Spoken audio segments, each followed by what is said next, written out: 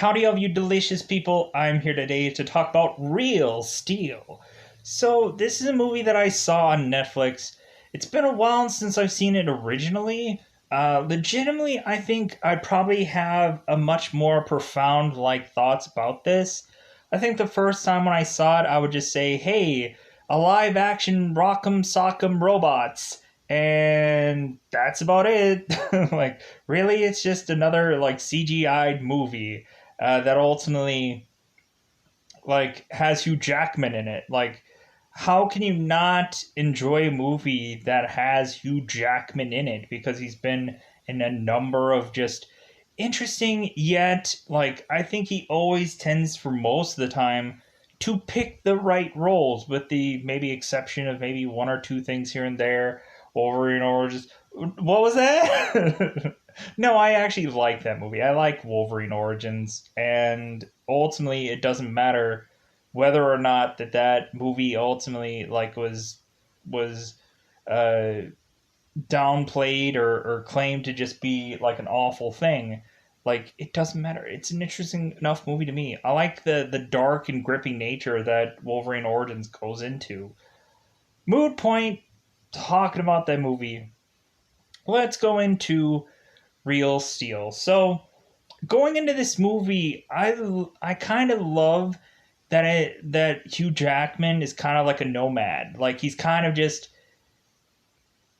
a he's like a desperate survivor, I'm building this up to be more than what it is, but he's kind of a I would call uh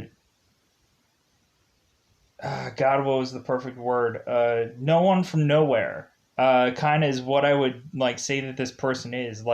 He's basically just so bitter that things didn't work out for him, that ultimately he is just driven to this route of just desperately just looking at any couch cushion to get another nickel or quarter out of it, and just hope that he can keep peddling his his his robot uh, fascination, his robot uh, addiction, because he can't stop, because he's a fighter and will always be a fighter, is how I believe Hugh Jackman is within this movie. So we eventually have Hugh Jackman that eventually is getting to the point of being so derailed that eventually he stumbles upon realizing that while he is going down a very vicious rabbit hole, he is not going to be alone. Eventually, we have Max, a kid that he doesn't even realize how old he is. Basically, uh, forcibly, interestingly enough, he's saying it's oh, what is he, 9? And the people are just no, he's 11. It's yeah, I wouldn't have known, because I've never seen this kid in my life. Sadly enough, but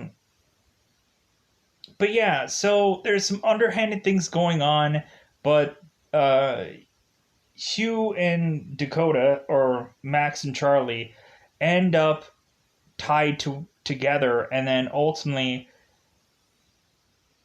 they're very much the Max is really bringing a lot of stuff to finally help out Hugh Jackman's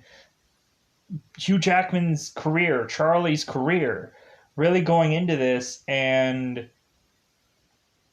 cementing that it's well, hey, what you're doing is great and all, but Max is gonna step in and he's gonna basically he's gonna catapult you and then help you to where you can realize that you know what, having a kid isn't such a bad thing. We have some interesting random characters that kind of barragingly come through here, and or otherwise people that desperately need money from Charlie, or also just kind of randomly come in and are ultimately just kind of people that are getting him into the next big fight, or otherwise we have other people that, of course, like when they get to the big fight, we of course have like certain people with suit and ties that are basically telling him that, like, dude, you're going to lose. Like, it's guaranteed. And justifiably, like, there's no way that you're going to make it out alive. And so, justifiably, like, this is the most underdog like story.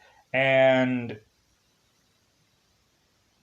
that is what this is built on because, of course, why would you have like the richest person who's just beating everyone and you build a story on that? No, it has to be the absurd route of this person just is consistently like just going broke trying to fund his robot addiction. And because he ultimately is just like, man, I just want one more chance. And every single time Charlie's character wants one more chance, he's basically utterly slapped in the face. And it's like come on, like all I need is one good try, and that to me is a complete addiction. That's why I mentioned that because it's just like one more good pull, and then I'm good. Like he's gambling with his life, and ultimately that gamble is not going well for him, and not even going well for his son at some point, Max. Sadly enough, but we'll eventually maybe see a turn. Maybe we won't. But at the end of the day, that I think is all I want to say in the very cryptic like sense of this movie. Overall, there's very few boxing movies that I really do enjoy. Anything having to do with much of getting into any ring of any sorts, it's just kind of like, ugh, like this movie might be fun, but ooh yeah, like you have to really have a very interesting, gripping story for me to care. Because ultimately, dare say, I would say like maybe Southpaw is a really good boxing movie. Probably a lot of people would begrudgingly say it's like, well, any Rocky movie or The Fighter or any of those big, huge upper echelon of dollar and cents kind of movies where like you have a big budget and you have a big actor behind it and this and that. Like, yeah, I get that. But I think the Jake Gyllenhaal movie Southpaw to me was really like that whole dynamic and ultimately like having Jake Gyllenhaal lose so much was very like intriguing to me. And ultimately, I'm just a fan of anything that has to do with Jake Gyllenhaal, just because he was an interesting. He usually plays such interesting roles. So ultimately, going into tangents and other movies and stuff like that, because ultimately, like basically, like it's a buyer soul based on solely a premise. Like basically it's like, hey, if you like robot boxing, then this one's for you. Like I've kind of seen like some barrages of random movies, like a movie, like a very old, I think 80s or 90s movie called Arena, and that was kind of like a space age adventure where you have like some guy defying the odds against every single alien to win this like championship, and he desperately needs to. I think I reviewed it probably on. I hope to eventually it be probably on this channel, but who knows? So as I've begrudgingly tried to just go into spoilers with this one, let's go in. Ultimately, yeah, this movie was just overall just probably second time around much better off to review it because ultimately I would have just called it fun. I would have just said that it's like action packed fun, I guess. But ultimately, there like I saw something much more different this time around. I saw like a nomad. I saw a guy just like desperately going town to town to just hope that in the end, like there's some robot that will just pay out. And that's the interesting thing that I saw when I watched again. So let's go into spoiler time. Spoiler time. It's about that time I'm going to spoil this movie.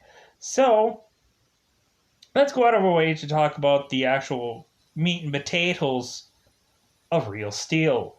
So going into this, we have Hugh Jackman, who basically he is so run down in the very beginning of this movie. Like, you just see him just kind of like going through any carnival, any circus, whatever theme park uh, place of sorts, state fairs, and so on and so forth, just desperately trying to find a fight that will pay him something. And bizarrely, what ends up happening is Hugh Jackman is not fighting yet another robot. Instead, he's fighting a bull, a 2,000-pound bull. And so ultimately, Hugh Jackman's like, "Hey, this wasn't the offer that was originally on here. Like this bull is way heavier." So Hugh Jackman is so desperate to push up this offer of money he doesn't have that ultimately, when Hugh Jackman goes against this bull tears this robot apart. Just bits and pieces, just immediately we have Hugh Jackman's robot just like hopping around on one leg. And so this bull keeps like bashing through this robot and more just pulling him apart, flinging the leg out to the audience like, huzzah! Like, look at me! I'm doing stuff cool. So recently it was funny enough to see that I think this first robot is Ambush. So it was kind of funny to see like there was two girls that ultimately were end up being in the audience that were like ultimately asking, "Hey, is that Ambush?" And is like, "Yeah, that's Ambush." And ultimately he's like, "Well, can't we see him?" I was like, "Nah." So they end up later like dragging off Ambush's leg. And he's like, "Hey, that's my robot's leg." And they're like, "Man, whatever." Like, hey, it's like we got this. So you. So ultimately, Hugh Jackman is now 20 grand of money he does not have. And so immediately he is running off to try to evade this guy who's making deals, ultimately Ricky. So we ultimately have it to where Hugh Jackman is trying desperately to get back into his car and leave for that time, and we have it to where there are two men that ultimately come up to him, and ultimately he punches one of them in the face. And like, whoa, whoa, whoa, hey, like, we're just here to tell you about your son, you schmuck. And because ultimately he's like, hey, do you remember this woman? And he's like, yeah, like like she was my ex like a long time ago. It's like I think she had a son. Is probably 9 now. It's like, no, he's 11. So we find out that there's a hearing for custody for this kid, and ultimately, since Hugh Jackman is the next of kin, ultimately he is going to have to take this kid because next of kin.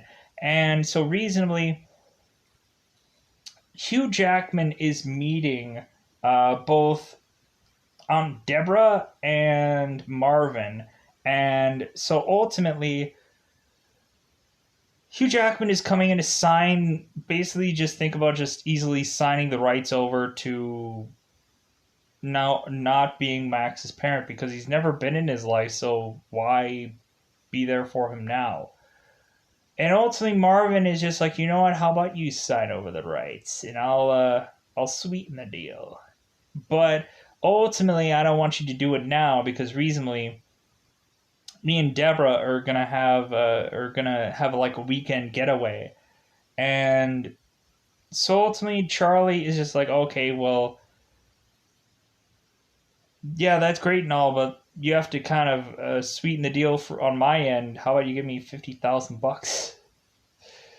And Marv's like, whoa, that's kind of expensive.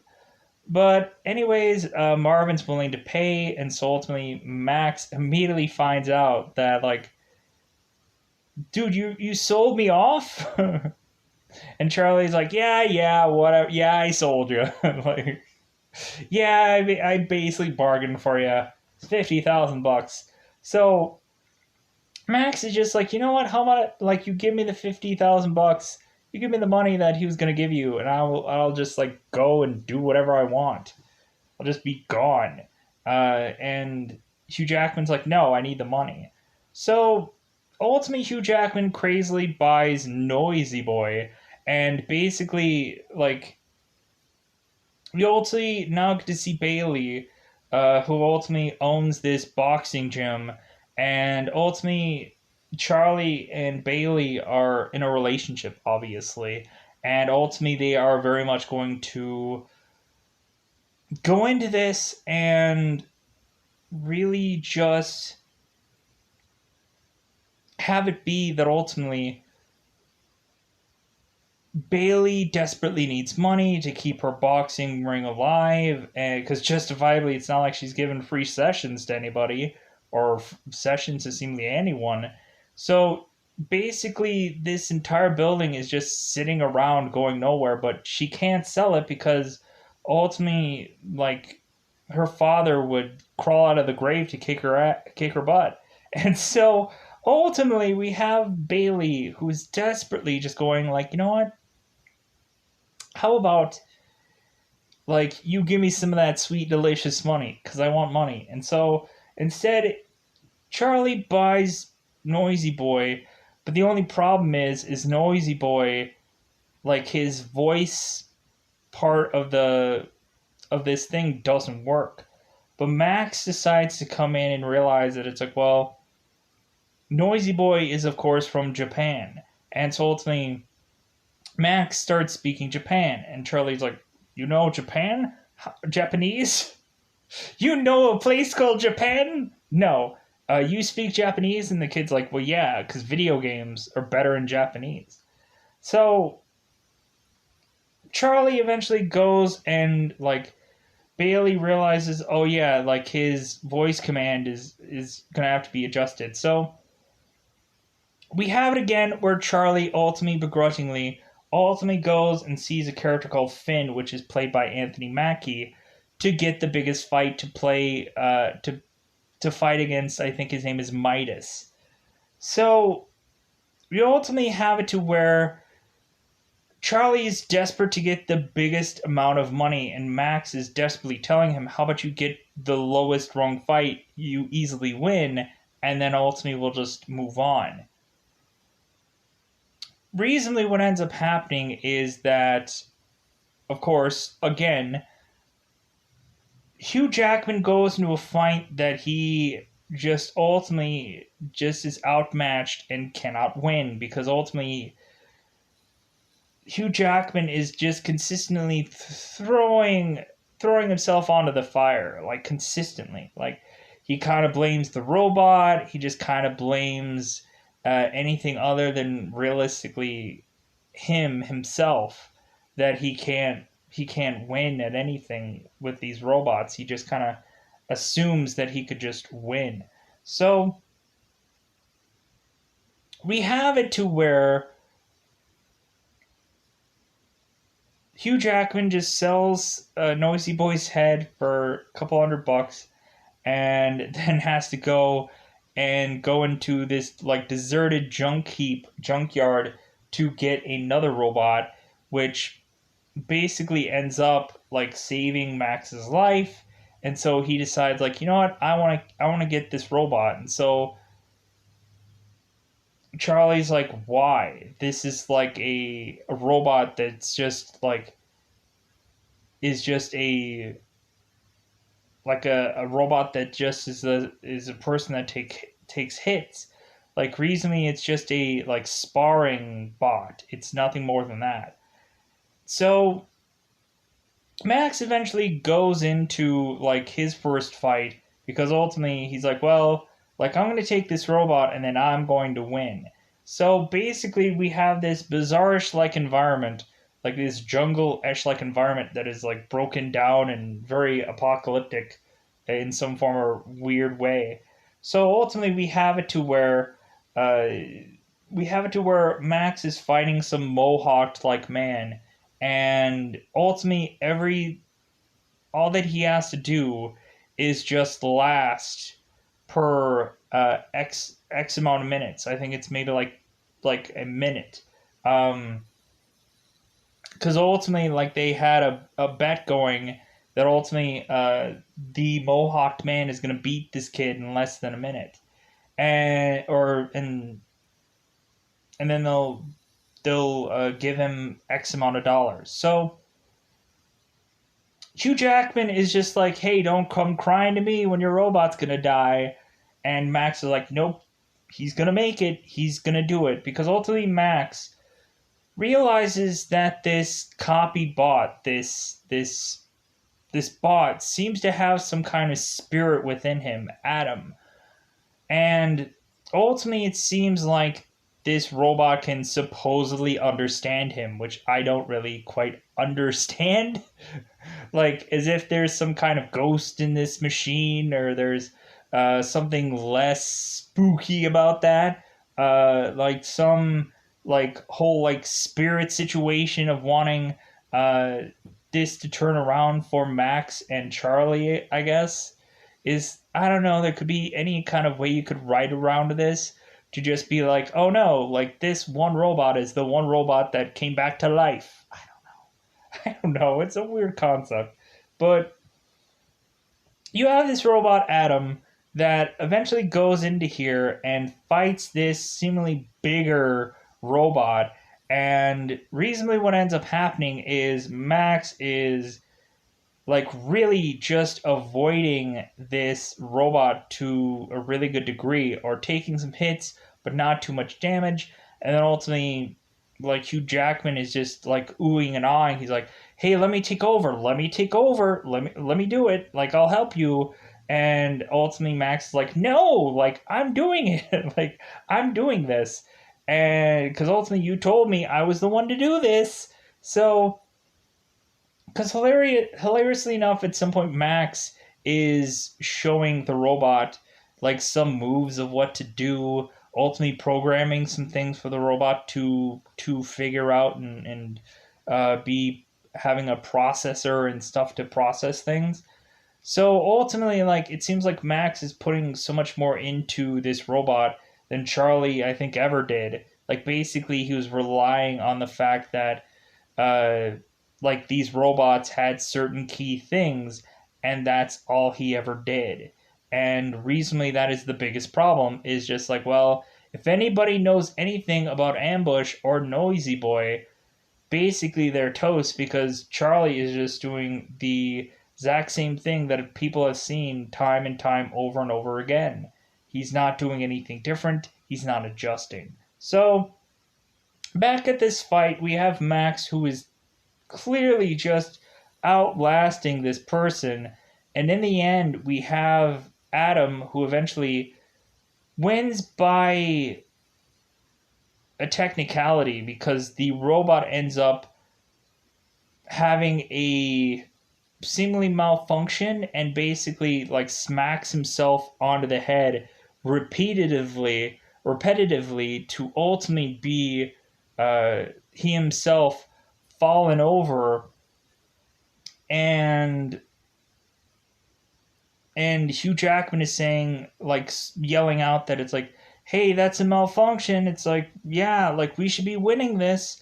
So the robot falls over, and ultimately Hugh Jackman is desperately screaming out to the crowd that, like, hey, count him out. He's down. It doesn't matter if it, like, a win is a win. So in the end, they count him out. 10 gets there, and then ultimately the mohawked guy is otherwise justifiably going, yeah, I lost. Like, boo hoo for me.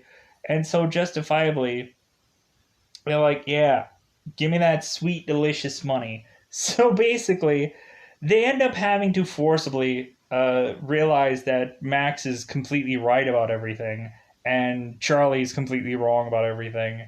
And so reasonably, we have Max that does this kind of like bizarrish like dancing thing around with the robot, just kind of like doing these like robotic like gestures to like do this like interesting little dance. It's interesting.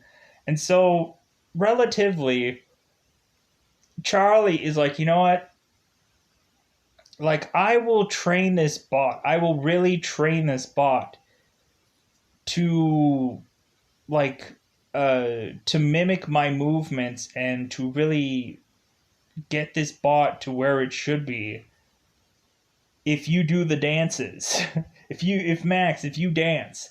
And so ultimately you have Hugh Jackman that dusts off his hoodies and his sweatpants, goes out there and trains this robot, and like you can consistently see Hugh Jackman consistently being mimicked by Adam.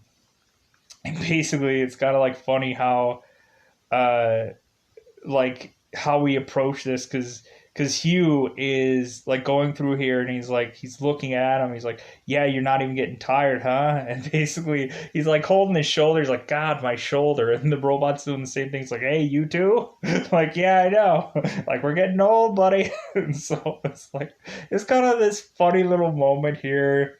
But anyway, so we have it to where in every after this, every beginning of every match, we have Max and Adam uh, dancing, which ultimately I think is really like it's really fun because ultimately, okay, here's where this robot now has a gimmick that is going to get him very much like an interesting thing going on, because reasonably,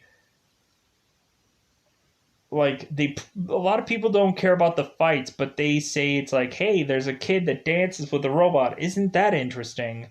And so like basically that becomes Adam's signature with Max to dance before every single bout. So without a doubt we have seemingly like over and over again Adam is winning.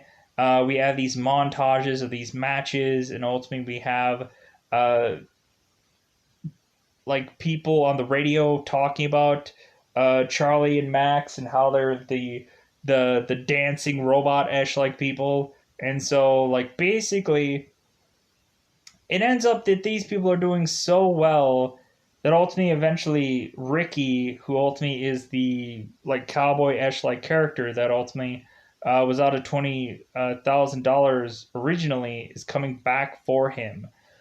uh, Ultimately, we have a very beginning part of this movie where Hugh Jackman like had so many people that he owed money to that he didn't even remember the name of one of the, like he got names confused of the people that he owed money to, which kind of really showcases exactly like where this guy's life is at.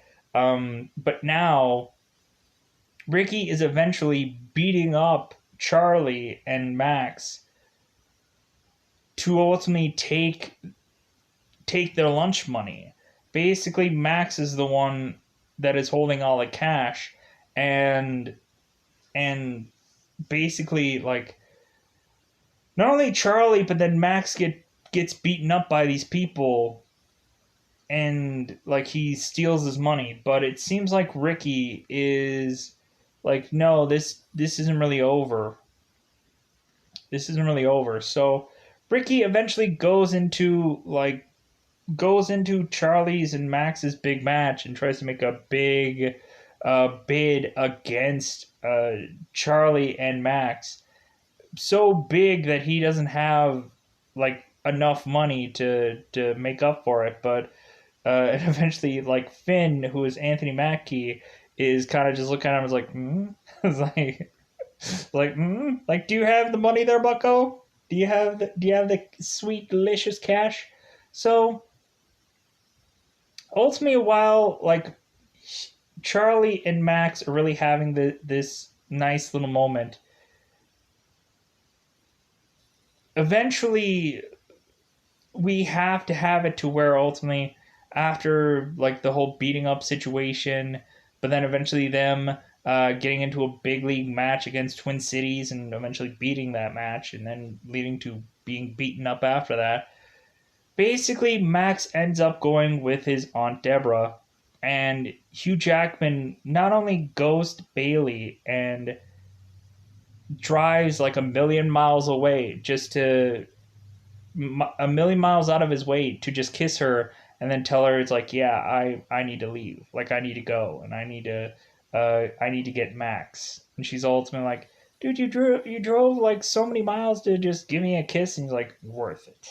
So he leaves, and like there are some interesting things going on here. Like Charlie is talking to like I think Bailey on the phone at some point and just kind of like mentioning how Max was like kind of like bitten by the bug, and it's kind of like a lot of fun moments going on in this movie. It's a lot of fun stuff. So we have it to where Charlie goes to Max to ultimately tell him it's like, hey, you got the Zeus fight. You ultimately went and you grabbed a microphone and basically just like shouted out to uh, the people that own Zeus that ultimately it's like, hey, how about we get a fight with you? How about you have like instead of how about you go after a little guy? Like how about you just like come after us? Like come on. Cuz ultimately we have these Zeus people that were trying to buy off. They were trying to buy off Charlie and Max. They were trying to buy Adam from them, and ultimately Max is like, nope, no. Charlie was thinking, why not take the offer? Because that's a huge sum of money that Charlie ultimately would love to have. And so, but ultimately Max is like, nope, not selling him because I know he's going to beat Zeus. I know what's going to happen. And so, reasonably, Hugh Jackman comes back for him and tells him, it's like, yeah, you know what? Like, we did some stupid stuff. If anything, like, you didn't sleep in the proper right place to sleep, and like I tried to sell you and all this, but you know what? I'm gonna be your father right now. Like this is me being your father right now, telling you, come with me. We are gonna fight out this Zeus match. We are gonna do this together, and we're gonna beat him. Even though it makes no sense, F it. We're gonna go after him. We're gonna take him down. Surefire enough. We have it to where we have Adam, we have Zeus, and like basically when Zeus comes in, like a pen freaking drops. Like ultimately we have Charlie and Max that are looking at one another like, whoa. It's like, yeah, this guy's intimidating. But you know what? Charlie ends up desperately trying to like consistently keep Adam in the fight, to the point of having to like basically fix wires and like keep him just as close as he can get to like keeping Adam alive. Like, dude, like he's taking so much pounding. He is ultimately desperately like it gets to the point to where like the robot can no longer like hear what is coming from Hugh Jackman's headset. So he's like, dude, I literally have to fight and have him watch me mimic every single thing. So I literally have to fight within these last few rounds. So Hugh Jackman like gets up and he's like, I want to win. Like I'm going to do whatever it takes. And hilariously enough, you have the Zeus people over in the match is going crazy. You have the one guy who is Mashido, Tak Mashido, and ultimately this guy is the creator of Zeus, and he's all suave and confident. But then eventually, while the match is going on, he's like desperately going to the people that built Zeus, and ultimately it's like, what the F is going on? Like, I built like a well-oiled machine, and this thing is like taken to the brink. What's going on? And so ultimately, Mashido is like jumping into his cockpit of controlling Zeus, and ultimately he can't even control him. So he just like breaks one of the freaking mechanisms to see what's going on with Zeus. So reasonably, like Charlie and Max are like lit up for how basically like they're like, God, like I think we're gonna win, but also like look at those people over there, like they're going like freaking nuts. They're losing their minds. Like we are like just scaring them, and it's hilarious. So Hugh Jackman is literally fighting the last rounds, and you have Max just like bawling his eyes out. There's not a dry eye in the round. Everything is just accumulating, them hopefully trying to win. And so ultimately, when it all comes down to it, it all really just comes down to a tie. So justifiably, it's like, wow. It's like all this for nothing, but ultimately, like basically people are saying that like that Adam is like the people's champion because again he's the underdog that took Zeus to the ringer and this and that, and so ultimately everybody's really happy. Charlie and Max are happy because they really got this far. So reasonably, it's just like, hey man, like we tried, and that's all. Like we didn't think that we were gonna really get this far, but man, did we get to it? So yeah, so interestingly enough, yeah, I'm sure like if there were to ever have been a sequel, because funny enough, like bizarrely, this movie had been doing really successful on Netflix. So the people that originally did this were kind of like, hey, maybe there's a sequel, maybe there's a squeakquel coming out. Maybe there's a Hugh Jackman Real Steel sequel, and ultimately it's just playing to the fact that it's like, hey, if people watch this movie on Netflix enough, like we'll do a sequel. And it's like, yeah, but like who knows if you could still get Hugh Jackman. More than likely, I think the story should be like you have an older Max that is going through this, and ultimately he is having either a son or just something. Uh, Maybe having Hugh Jackman be a cameo part in this movie, but not a big part. Just kind of have him eventually like see uh, his son Max like do well in the end, and then he comes back and is like, oh wow, Hugh Jackman, what a surprise moment. But yeah, that's all I think I want to say about Real Steel. It's like it's a lot of fun moments. Ultimately, that's all I want to say about this movie. It's just interestingly enough a good fun movie, and I think that's all I want to go out on my way to say. Anyways, I'm going to get out of here. Bye, everybody. Bye, everybody.